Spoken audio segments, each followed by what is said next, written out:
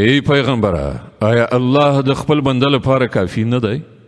دوی له هغه نه پرته له نورو څخه تاویروي په داسې حال کې چې الله چې څوک په ګمراهۍ کې وغورځوي د هغه لپاره کوم لارښوونکی نشته او چاته چې هغه هدایت وکړي د هغه ګمراه کوونکی هم څوک نشته. آیا الله برلاسه او غچ اخیستونکی نه دی؟ که ته له دوی نه پوښتنه وکړې چې ځمکه او اسمانونه چا پیدا کړي دي نو دوی به پخپله ووایي چې الله. دوی ته ووایه کله چې حقیقت دا دی نو ستاسې څه ګمان دی چې که الله ماته څه زیان رسول وغواړي نو آیا ستاسې دغه معبودان چې له الله نه پرته یې بولئ ما به د هغه له رسول شوي زیان څخه وژغوري؟ یا که الله پر ما باندې مهرباني کول وغواړي نو آیا دوی به د هغه د رحمت مخنیوی وکړی شي؟ نو دوی ته ووایه چې زما لپاره همدا الله کافي دی. توکل کوونکي پر همغه توکل کوي.